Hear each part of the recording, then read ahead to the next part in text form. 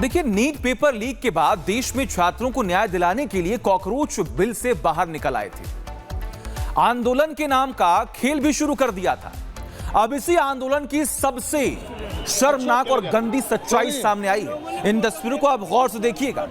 ये तस्वीरें अभी जब ये प्रोटेस्ट खत्म नहीं हुआ था तो ये मंच पर थे। जिन मासूम छात्रों की फोटो लगाकर सीजेपी और अभिजीत दीप के राजनीति कर रहा था, जो ये कह रहा था कि हम राजनीति नहीं कर रहे हैं, उनकी तस्वीरों को प्रदर्शन खत्म होते ही कूड़े में फेंक दिया गया है। ये शर्मनाक तस्वीरें उसी जंतर मंतर से सामने आई हैं जहां पर ये सब बैठकर सिर्फ साजिश रच रहे थे। अच्छा, देखिए।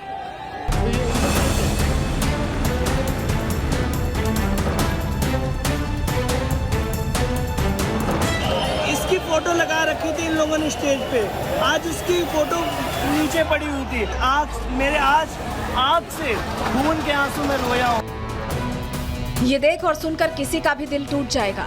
तिलचट्टू की सच्चाई देखकर गुस्से का उबाल आ जाएगा। इसकी फोटो लगा रखी थी इन लोगों ने स्टेज पे।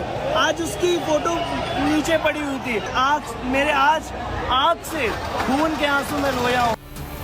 ये वो छात्र हैं जिसने छात्र एकता के नाम पर, नीट पेपर लीक में इंसाफ की मांग पर और एजुकेशन रिफॉर्म के नाम पर लाठियां खाई और उफ तक नहीं किया। लेकिन आज एक फोटो ने इसे अंदर तक झकझोर दिया है। जो कल तक सीजेपी का समर्थन कर रहा था, आज वो उसे ही खरी खोटी सुना रहा है, उनका असली चेहरा दिखा रहा है। मैंने 20 तारीख को लाठियां खाई, मेरे आंख से आंसू निकले। आप भी लाठी खाए हो? मैंने लाठियां खाई, लेकिन कहाँ पड़ी? आज आंख से खून के आंसू में रोया हूं। इस छात्र ने हाथ में जिसकी फोटो ली है वो गुजरात के सूरत के रहने वाले कहान पटेल है, जिसने पेपर लीक के बाद आत्महत्या कर ली थी। कहान के पिता ने सूरत से आकर दीपके को बेटे की फोटो सौंपी थी, इस उम्मीद के साथ कि तिलचट्टू का आका बेटे के फोटो का ध्यान रखेगा। लेकिन दीपके एंड कंपनी ने छात्रों की फोटो मंच पर सजाकर सरकार के खिलाफ सिर्फ जहर उगला। और दिल्ली के जंतर मंतर पर हजारों युवाओं की भीड़ जुटी। सरकार के सामने देश के युवाओं ने मांग रखी, जिसको सरकार ने मान भी लिया। लेकिन यही आंदोलन अश्लीलता के अड्डे में कैसे बदल गया, देख लीजिए।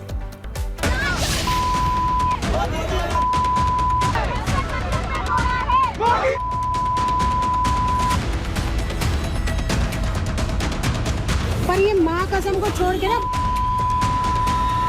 मैं एंटी नेशनल नहीं हूँ। अगर आप इस्तीफा नहीं दे पा रहे हो तो आप क्यों नहीं दे देते हमें? नीट पेपर लीक के मुद्दे पर दिल्ली के जंतर मंतर पर आंदोलन का आगाज किया गया। तिलचट्टों के आकाओं ने मंच सजाया, सरकार के सामने मांगे रखी गई, संसद चलो मार्च किया गया, देश भर के लाखों युवाओं से जुड़ने का आह्वान किया गया। लेकिन जब यहाँ पर युवा पहुँचे और नारेबाजी की तो कान फट गए।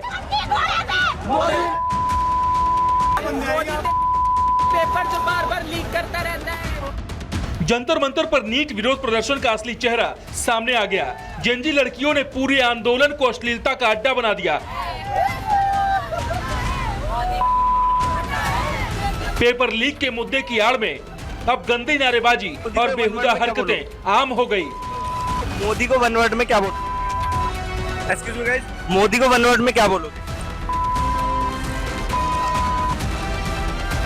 प्रधानमंत्री नरेंद्र मोदी को गालियां और गंदा संबोधन, मेलोनी को लेकर अशोभनीय टिप्पणियां, धर्मेंद्र प्रधान के लिए गंदे शब्दों का इस्तेमाल और अश्लील स्लोगन। 20 दिन से सरकार क्या? अगर आप इस्तीफा नहीं दे पा रहे हो तो आप अपनी क्यों नहीं दे देते हमें? 20 जुलाई से 25 जुलाई के बीच जंतर मंतर पर जुटे स्टूडेंट्स की भीड़ से ऐसी तस्वीरें सामने आई है जो ये सोचने पर मजबूर कर रही है, क्या ये है देश का भविष्य? जिनको न देश के मुद्दों से मतलब है, न नीट पेपर लीक के बाद जान गंवा चुके छात्रों से, इनको तो बस गुस्सा निकालना है जिसमें न शब्दों की मर्यादा बची है न पद की गरिमा। हद तो तब पार हो गई जब एक लड़की ने ओपनली कहा कि वो यहाँ लड़कों को देखने आई है। मैं तो बस लड़के ताड़ने आई हूँ। कहते हैं शालीनता लड़कियों का गहना होती है, लेकिन यहाँ परवरिश, शिक्षा और संस्कार सब तार तार नजर आ रहे थे। लड़के तो लड़के, लड़कियां भी ऐसी अश्लील नारेबाजी कर रही थी जो किसी भी सभ्य समाज का हिस्सा तो कतई नहीं हो सकता है।